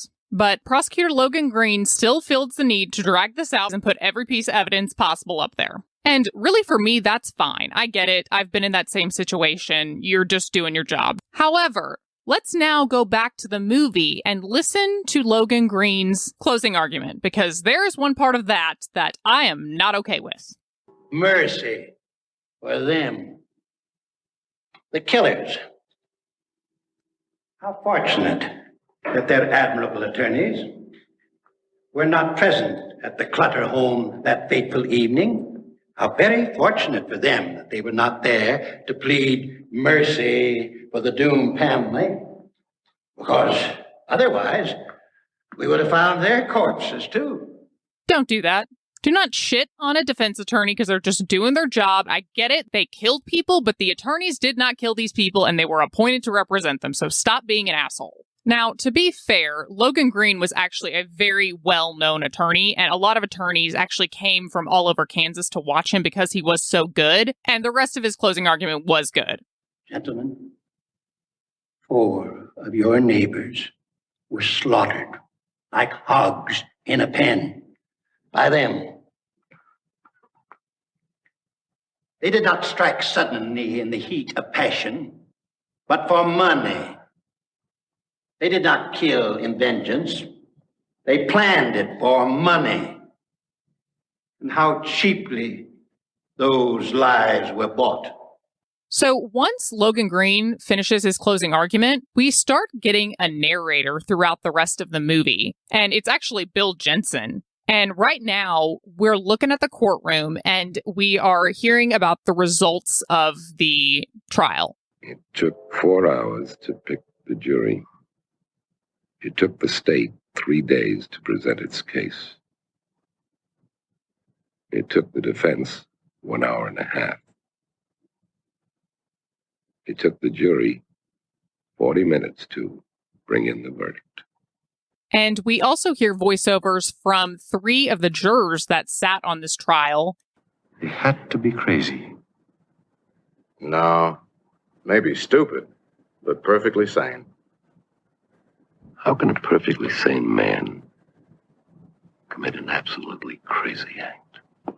I have some fun facts. Apparently, it's the actual courtroom where the court case happened, and 6 of the jurors in the movie were actual jurors on the frickin' case, which is insane to me that you would then be like, I mean, I guess Truman Capote's a big deal, so you like want to be in the movie, but I feel like it would just be, the whole thing would be traumatizing to have to be on that jury and then like go again. That's shocking. Yeah. So from there, Dick and Perry are taken to prison on death row. And again, for some reason, for the last 10 minutes of the movie, Bill Jensen is narrating, and he gives us a little bit of information about where Dick and Perry are. Perry and Dick began their waiting in the S&I building. Security and isolation. The second floor is death row. And we also get their execution date.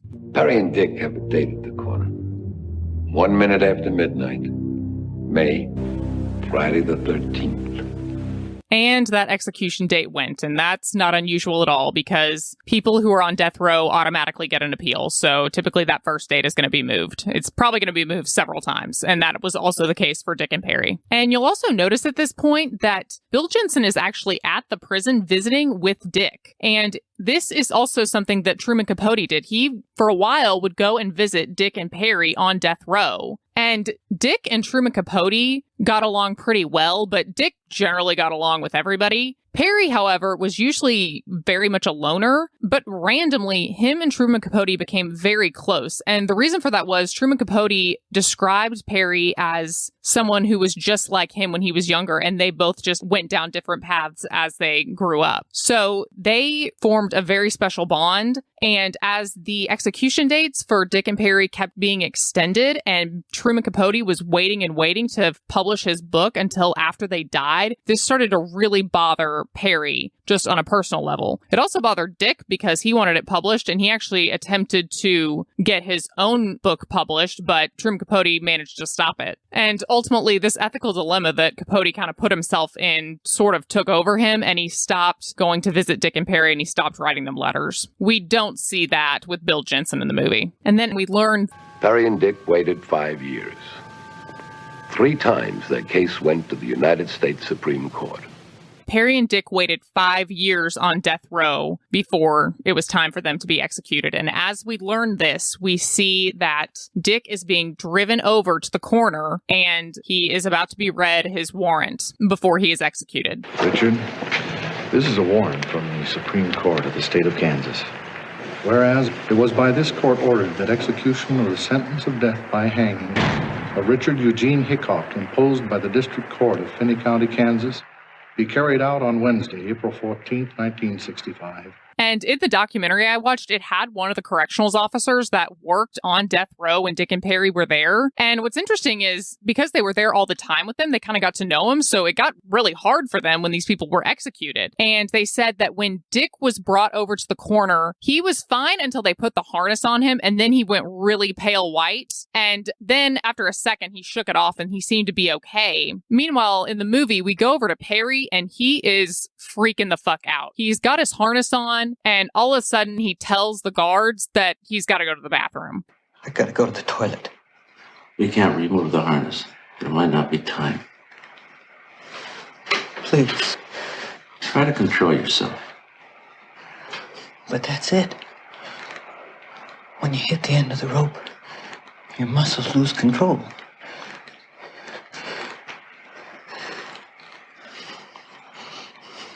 I'm afraid I'll mess myself. It's nothing to be ashamed of. They all do it. And the guards are being such assholes, they won't let him take off the harness, to the point that the Reverend, who's standing in the background, is like, for fuck's sake, let him go to the bathroom. The sentence is death, not death and shit everywhere. So the guards do actually take off his harness and let him go to the bathroom. But actually, this whole harness thing with Perry and needing to go to the bathroom did not really happen. And actually, Perry was really not that nervous. He was pretty calm the entire time. Then we go back to the corner, and Dick's execution warrant has finished being read. And we see that Al Dewey and Bill Jensen are both at the execution. And we actually get a pretty good look at the executioner, the guy that pulls the rope when the prisoners are hanged. And interestingly enough, Bill Jensen asks, is he the, How much does he get paid to hang him? $300 a man.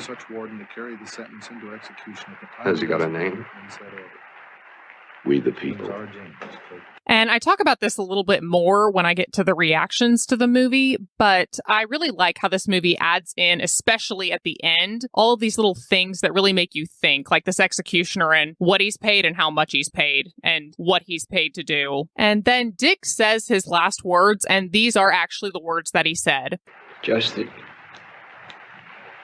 I hold no hard feelings.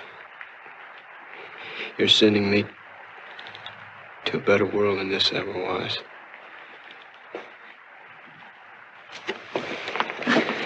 Nice to see you.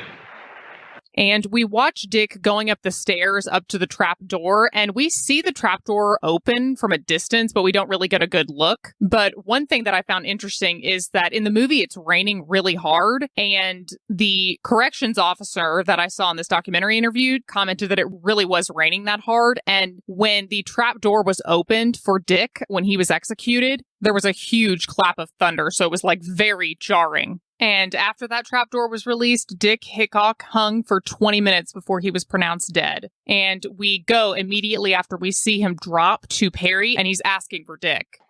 Dick gone? Is his heart still beating?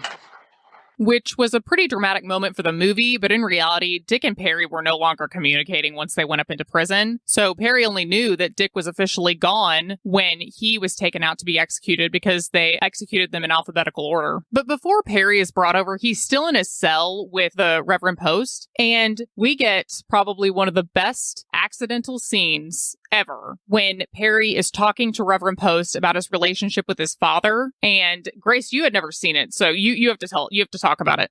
Yeah. We get this amazing cinematography, which I found out was a complete accident, but Perry's telling this story and it's raining outside and the reflection of the rain is on his face, and so it looks like tears coming down his face, but he's holding it all inside, but the rain is showing all the tears fall down his face, basically.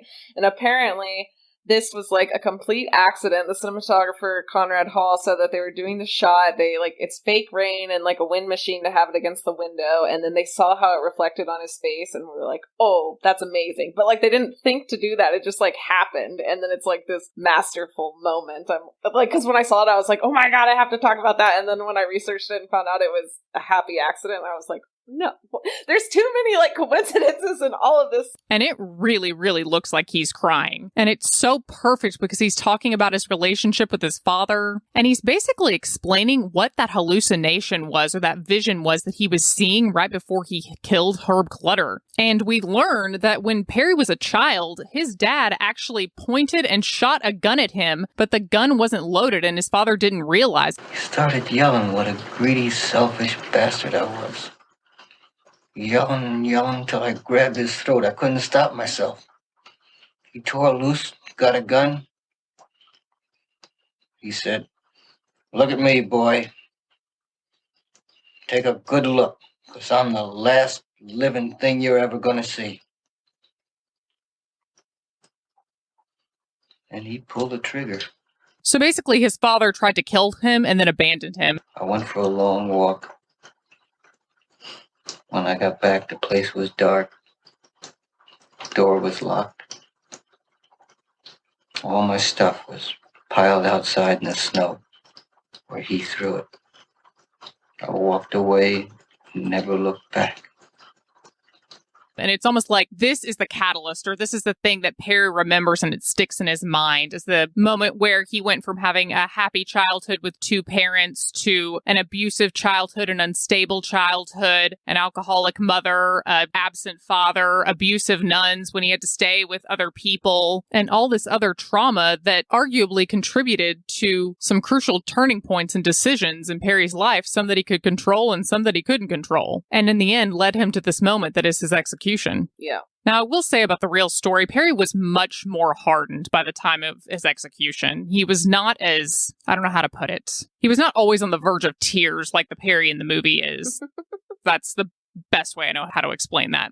And now Perry is finally taken to the corner. And you'll notice that Al Dewey and Bill Jensen are still there. And although Truman Capote did stay for Dick Hickock, he could not bear to stay for Perry Smith's. He had become too close with him and he ultimately had to leave. And even when he was at Dick Hickock's, he clearly had been crying and he had been drinking. So Bill Jensen being there is not exactly accurate, but he does make a comment which echoes Truman Capote's sentiments about the death penalty. 4 innocent and 2 guilty people murdered. 3 families broken. Newspapers have sold more papers. Politicians will make more speeches. Police and parole boards will get more blame.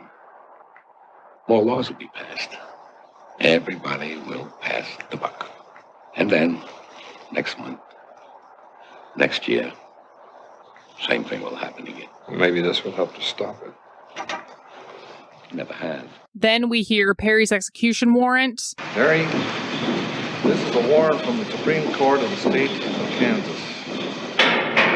It was by this court ordered that execution of the sentence of death by hanging of Perry Edward Smith, imposed by the District Court of Finney County, Kansas, be carried out on Wednesday, April 14th, 1965. And after that, his last words. Anything you want to say?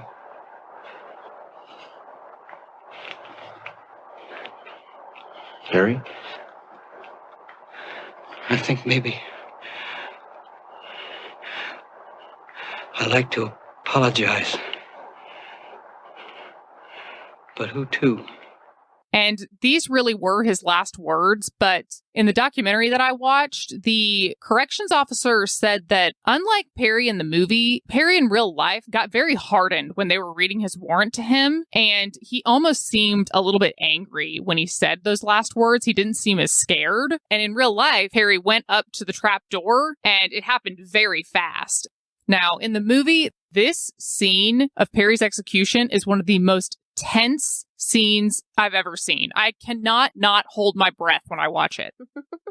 Like I mentioned earlier, the Perry in the movie is much more visibly scared at this moment, right before he's about to go up to the trap door. And as he's making his way up to the trapdoor, you suddenly start hearing a very low heartbeat. And then you realize as Perry gets closer to the trapdoor, the beat is getting faster and it's getting louder. And Perry is visibly getting more tense. And at one point, Perry actually turns and looks at the executioner and he sees his father's face. And that heartbeat is just getting louder. And then we have a straight on shot of Perry. And then all of a sudden that trapdoor opens and he falls.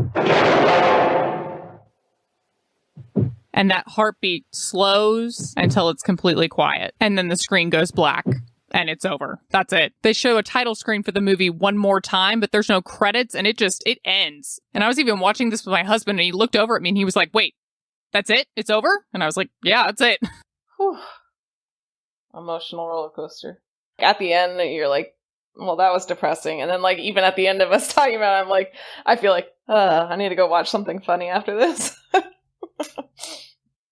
So now that we've gotten through that, let's all take a deep breath and talk about some reactions to the movie. In Cold Blood was nominated for 4 Academy Awards. The nominations that the movie did receive were Best Director, Best Original Score, which we talked about earlier. The person that wrote the score was Quincy Jones. Best Cinematography, and the winner of that category was actually Bonnie and Clyde, and I really don't agree with that. I think that In Cold Blood was better. And Best Adapted Screenplay. The movie also received primarily positive reviews by critics, and one of my favorite quotes by a critic was by Bosley Krause, Souther of the New York Times, and he called the film an excellent quasi-documentary which sends shivers down the spine while moving the viewer to ponder. And I thought that was so perfect for explaining this movie, because I really think that this movie is a great example of showing the good, the bad, and the ugly of both sides of the criminal justice system. Obviously, these guys get the death penalty, so if you are for the death penalty, that's fine. It lets you see that, but it's also letting you see, to a certain extent, the lack of humanity in what happens when someone is executed, and kind of the question of whether are two wrongs really making a right in that case. Right. At the same time, if you are not for the death penalty, then you are seeing just how cruel these two men were when they murdered the Clutter family for absolutely no reason. And we hear Perry Smith saying that he even liked Mr. Clutter right up until he cut his throat, and you see that he has absolutely no remorse for it. And is this guy sitting in jail for the rest of his life? Is that really justice either? So it really makes you see both sides of this and consider what is the right thing to do in this situation, and is there a right thing? Yeah. And this leads me into some of the negative criticisms that the movie got. And it mainly was that the victims were featured very little in this movie, and instead the defendants were featured quite a bit, and this sympathy that was garnered towards them was increased.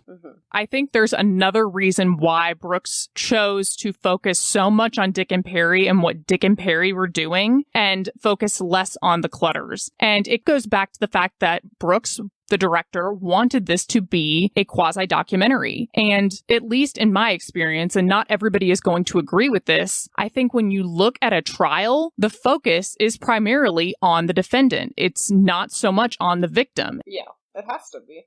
And I'm not saying that's a good thing, but the point of a trial is to prove beyond a reasonable doubt that the defendant in question did do the thing that you're accusing them of. So it is very centrally focused on them. And it same goes with the investigation. You have to bring in evidence that will show at a trial what the defendant did. Right. Now, that's not to say that the victims never come into play. Their stories do to a certain extent because they are the people that this happened to. But I think the reality is it's much less than what people assume. I will say that the movie does create a lot of sympathy, particularly for Perry Smith, that I don't think really existed. But I think that the reason the movie did this is because I think that the director wanted the viewer to feel some of the feelings that Truman Capote, as the writer of that book, felt when he was getting to know these two defendants, particularly Perry. Yeah. Now, when you watch the movie and you see the character of Bill Jensen, that's supposed to kind of be the Truman Capote-like character, and when you read the book, Capote's personal opinions are not in there, and he did that on purpose. He did not want his voice to be in there. He wanted an omnipresent narrative voice creating this novel. But the reality was, like we mentioned earlier, Capote getting to know Dick and Perry greatly affected him, and the fact that he had to wait until they were executed to publish the book also greatly affected him. And I think that Richard Brooks wanted the viewer to feel those feelings of being with these people for so long and then ultimately seeing them die the way Capote did, even though that may not have been the goal of Capote in his book. Right. And this criticism about the movie in terms of whether or not it created sympathy towards Dick and Perry brings up another negative criticism of both the movie and also the book. And that has to do with their factual accuracy. Now, this criticism was mainly geared towards the book, but because the movie was based off of the book and it so closely is tied to the book and how the screenplay was written, it also applies to that. So I'm going to talk about that as well. The questions of factual accuracy in Cold Blood has been up for debate for years. And I actually found an article that was published on March 20th of 2013, written by Ben Yagoda, and it's called Fact-Checking in Cold Blood. And it basically explains that part of the reason there's potential issues with the facts in the book has to do with how fact-checking was done at that time. The person that was doing the fact-checking for Truman Capote was a guy named Sandy Campbell, and what he primarily was checking was confirming things like dates and distances and spellings. When it came to certain conversations that were had, like, for example, if there were conversations that were had in the book between Dick and Perry, he did not actually go to Dick and Perry and speak with them and confirm that these conversations happened. And then there were also some instances where there were conversations had between two people in the book that we could never find out if they really happened. For example, there's some conversations that go on that happened between Kenyon Clutter and Nancy Clutter, and they were both dead by the time Truman Capote got there. No one could confirm that those happened. So they clearly were some form of narration that were fictionalized by Truman Capote.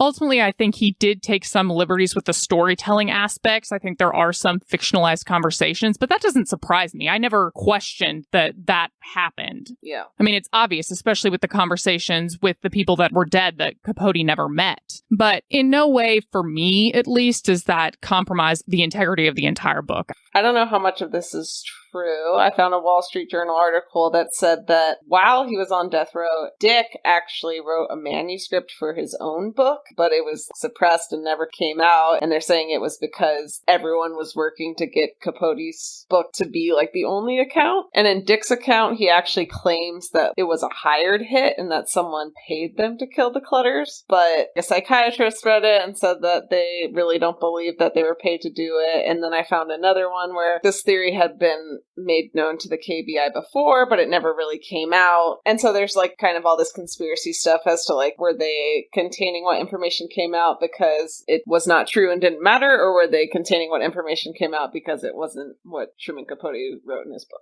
I knew a story that Dick Hickock had tried to get a book deal along with a writer that was going to make a book with him by the name of Mike Nations, but I didn't realize that there was a totally different story that he was going to say that included contract killers. I will say that I know that it had been speculated for quite a while that the Clutters could have been killed by contract killers, so the fact that that was already out in the news makes me question whether that's true or not, but that's definitely quite the conspiracy. Yeah. Really, no matter what your feelings are on the factual accuracy of the book, the fact of the matter remains that it was a massive success, and it was really, like we said at the very beginning of the show, the birthplace of true crime. And it was also a massive success for Truman Capote financially, and it became a national bestseller for him. However, he never really recovered from writing this book. He never wrote another novel again, and he would later say in an interview that if he had known what was going to happen when he wrote this book and went through the process of writing it, he would have never gone to Kansas. Mm-hmm. And Capote also explained that it wasn't so much the writing of the book, but finishing the book. And we've stated this many times now. It all had to do with the fact that he was waiting for them to be executed. And he was a big drinker before, but his drinking got increasingly worse after he finished the book, and he started using drugs. And actually, in July of 1978, Capote was doing an interview on Stanley Siegel's live television show, and Siegel told him that he needed to stop drinking and using so much or it was going to kill him. And Capote said, I'm going to eventually kill myself anyway. Like, he did not care. And that is really what happened to him. 6 years later, in 1984, he died at the age of 59 of liver failure. And I know that Capote was the author of the book. He was not the director or writer of the movie. He didn't star in the movie in any way. But the reason I talk so much about him in relation to the reactions to the movie is just because it was the originality in this book that made this movie possible. Otherwise, nobody really would have known about this story from a town with 270 people in it. So I think it's worth noting just how greatly the making of the book and ultimately what would create the movie impacted Truman Capote. And finally, in 2008, the film was selected for preservation in the United States National Film Registry by the Library of Congress as being culturally, historically, and aesthetically significant. And that is the story and the movie In Cold Blood. I need to go watch something funny after this.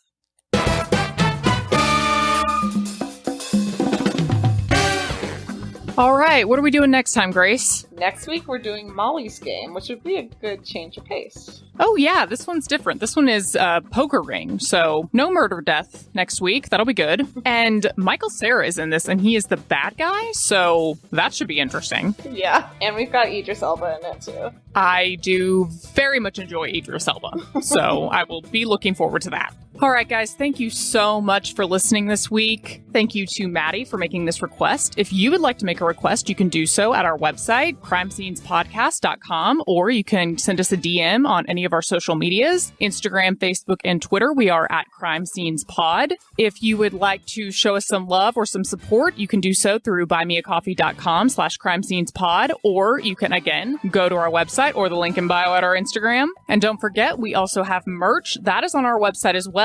And once again, go to that link in bio in our Instagram at Crime Scenes Pod. And that is pretty much everything I got. Thank you so much, guys, for listening. We will see you next week. We love you. Bye. Thanks, guys. Bye. It would be death by hanging. So there's a corner in the prison with the... I don't know what it's called. what is that thing called? The place where they will be hanged. And he's like, I can't hold it when I'm dead. I'm gonna shit everywhere. And they're like, it's nothing to be ashamed of. I just, shut up, fuck you.